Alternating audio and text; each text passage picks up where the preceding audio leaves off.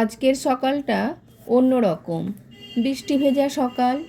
সকাল সকাল সমস্ত কাজকর্ম সেরে চলে গেলাম বাজার। বাজার সেরে চলে আসলাম ভিজতে ভিজতে। বাজার থেকে নিয়ে আসলাম মাছ আর কিছু সবজি, গরমকালের গুরুত্বপূর্ণ কিছু সবজি। আমি কিন্তু সমস্ত সবজি রান্না করব না। বৃষ্টি হলে পরেও গরম কিন্তু মোটেও কমেনি। আজকে রান্না করব কলমি শাক, যেটা ঠাকুমা খেতে খুব ভালোবাসতেন।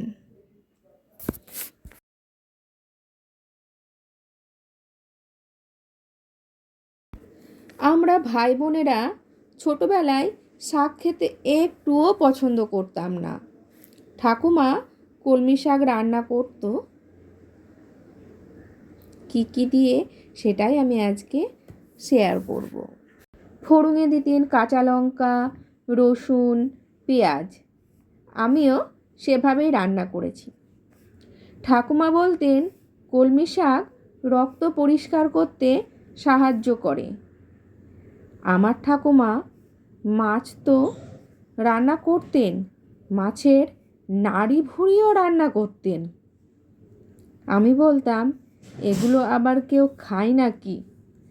ঠাকুমা বলতেন, আরে বোকা, নাড়ি ভুড়ি ফেলে দিয়ে শুধু তেলটা নেব, রান্না করি, খেয়ে দেখ।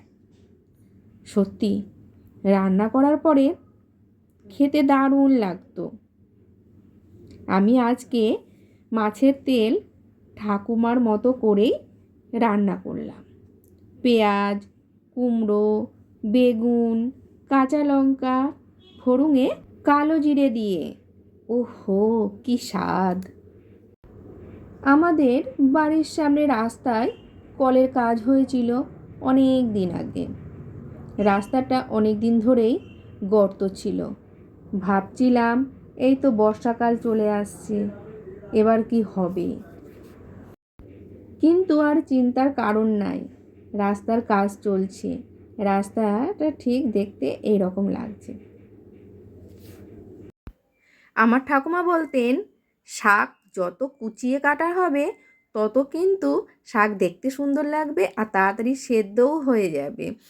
তো আমি সেভাবেই ঠাকুমার মতোই শাক কাটার চেষ্টা করব, যদিও ঠাকুমার মতো অতটা ভালো না পারলেও। আর কলমি শাকের যে ডাঁটাগুলো আমি সরিয়ে রাখলাম, সেইগুলো কিন্তু আমি সমস্তটাই লাগিয়ে দেব। আর কলমি শাকের শেকড় না থাকলে পরেও গাছ বেরিয়ে যাবে। আর যেহেতু এখন বৃষ্টি হচ্ছে, সেহেতু কিন্তু কলমি শাকগুলো সবটাই কিন্তু বেঁচে যাবে। নানা রকম পদ যেন পঞ্চব্যঞ্জন সাজিয়ে ঠাকুমা আমাদের খেতে দিতেন। আর কি বলবো ঠাকুমার কথা, মাছের মধ্যে যে কত রকম শাক পাতা কত কি দিতেন। আমি রাগ করে বলতাম আরও সবজি দাও। মাছে আবার কেউ সবজি দেয় নাকি? ঠাকুমা বলতেন, আরে রান্না তো করতে দে, তারপর খা, খেয়ে দেখ। সত্যি খাওয়ার পরে আর কোনো বাজে কথাই বলতে ইচ্ছে করতো না। শুধু বলতাম, কিভাবে রান্না করলে? তোমার হাতে তো জাদু আছে। আজ সেভাবেই রান্না করলাম। ঝিঙে, পটল, আলু, সজনে ডাঁটা দিয়ে রুই মাছের পাতলা ঝোল। ঠাকুমা বলতেন শাক কাটার আগে সবসময় শাকগুলোকে ভালোভাবে ধুয়ে নিবি। শাক কাটা হয়ে গেলে তারপরে ভালোভাবে তুই যদি ধুতে থাকিস, তাহলে পরে শাকের যে পুষ্টিগুলো আছে, পুষ্টিগুণগুলো সমস্তই বেরিয়ে যায়। তো আমি ঠাকুমাকে একটাই কথা বলতাম যে ঠিক আছে, শাক কাটার আগে তো শাক নয় ধুয়ে নিলাম, কিন্তু কাটার পরে কি একবারও ধোবো না? কীরকম লাগে না, হাতে নোংরা থাকছে, বটিতে থাকছে। আচ্ছা আচ্ছা ঠিক আছে, তাহলে কাটার পরেও না হলে একবার ধুয়ে নিবি, কিন্তু বারবার ধুবি না। আমার শাকটা কাটা হয়ে গেল। ঠাকুমার মতো অত সুন্দর কিন্তু কাটতে পারলাম না, তবুও মোটামুটি কাজ চালানোর মতো কেটে নিলাম। এবার আমি মাছের ঝোলে দেওয়ার জন্য কিছু সবজি কেটে নেব, যে সবজিগুলো দিয়ে আমি মাছের ঝোলটা রান্না করব। ঠাকুমা বলতেন, কাজ জানিস তো সবাই করে, কাজের মধ্যে কিন্তু পার্থক্য থাকে। যেমন ধর যত্ন সহকারে কাজ করা, আর তুই কাজ করতে পছন্দ করিস না, কিন্তু সে কাজও তোকে করতে হচ্ছে, কিন্তু সেটা কখনোই করবি না। যেটা করবি সেটা মন দিয়ে ভালোবেসে যত্ন সহকারে করবি। আজকে ঠাকুমার শেখানো সে কথাগুলো খুব মনে পড়ে। সজনে ডাঁটা থেকে সজনে ডাঁটার খোসাগুলো একে একে ছাড়িয়ে নিচ্ছি ধীরে ধীরে, খুব যত্ন সহকারে। আর বটির কাজ করার সময় খুব সতর্কভাবেই করতে হয়, একটু এদিক থেকে ওদিক হলে পরেই বিপদ ঘটতেই পারে। আমার ঠাকুমা বলতেন, বটির কাজ করার সময় খুব যত্ন সহকারে করবি, খুব সাবধানে করবি, কাজ হয়ে গেলেই বটি কিন্তু সামনে রাখবি না, সব সময় সরিয়ে রাখবি। তাই কথা বলতে বলতে আমার সজনে ডাঁটাগুলো প্রায় কাটা হয়ে গেল। মাছের ঝোলে যেহেতু পটল দেব, সেই জন্য কিন্তু আমি পটলেরও খোসা ছাড়িয়ে নেব। পটলের খোসা ছাড়ানোর সময় আমার ঠাকুমা বলতেন, পুরো পটলের খোসা কিন্তু ছাড়াবি না, একটু একটু সামান্য সামান্য অল্প পরিমাণে পটলের খোসাগুলো রেখে দিবি। না হলে যখন আলু পটলের তরকারি রান্না করবি তখন দেখবি আলুগুলো জেগে থাকলে পরেও পটলগুলো প্রায় চিপসে যায়। কিন্তু যেহেতু আমি মাছের ঝোল রান্না করব, সেই জন্য পটলের খোসাগুলো আমি সমস্তটাই ছাড়িয়ে নিলাম।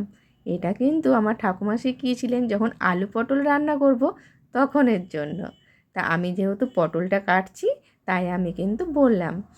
তো মাছের ঝোলে ঝিঙে দেব বলে ঝিঙেটাও আমি কেটে নেব। আমি এবার রান্নাঘরে চলে এসেছি, আমার সমস্ত সবজি আগে কেটে নিয়েছি, সবজিগুলো ধুয়েও রেখে দিয়েছি। আর কিভাবে কি রান্না করলাম সমস্ত রান্নাটাই কিন্তু আমি শেয়ার করলাম, যেভাবে আমার ঠাকুমা শিখিয়েছিলেন বা ঠাকুমার কাছ থেকে শিখেছিলাম।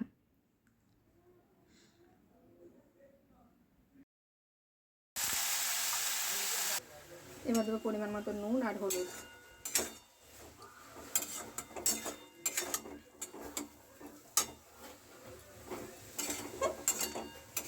এভাবে কিছুক্ষণ নাড়তে থাকবো।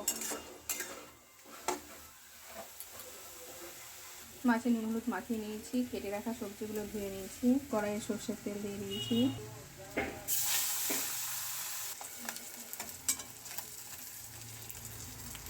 মাছ ভেজে তুলে নিয়েছি, এবার সবজিগুলো একে একে ভেজে তুলে নেব।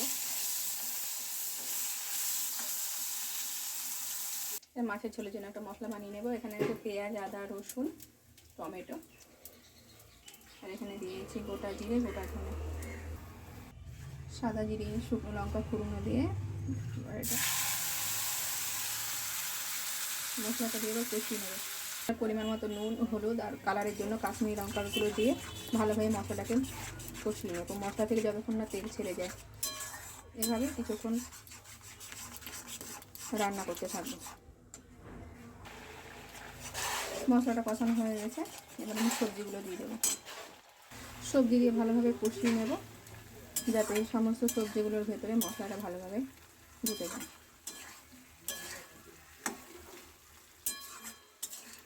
এভাবে কিছুক্ষণ কষাতে থাকবো। সবজিগুলো কষানো হয়ে গেছে, এবার আমি জল দিয়ে দেবো।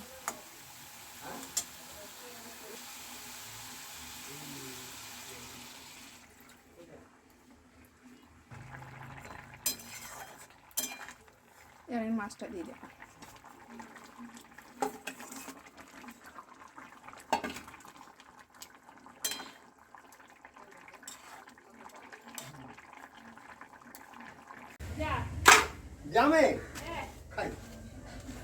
আমাদের রাস্তার কাজ কমপ্লিট।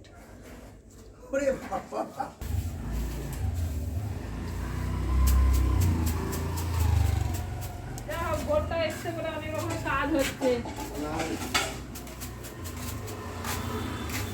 একটু হয়, ভোটটা হচ্ছে বলে সে একটু হয়, ভোটটা কাজ হয়।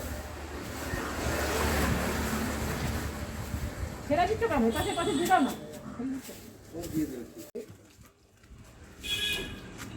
হ্যাঁ হ্যাঁ হ্যাঁ পয়সা লাগছে ওই দিনে ওইটা দিয়ে না ওটা লাগছে ওটা লাগবে না।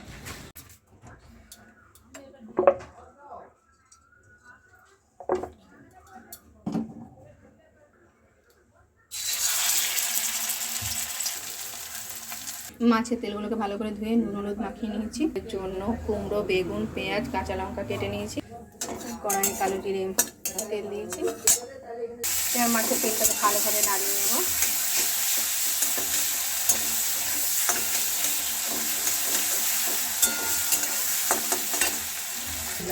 এবার ভালোভাবে ভাজা হয়ে গেছে। এবার আমি কেটে রাখা সবজিগুলো দিয়ে দেবো।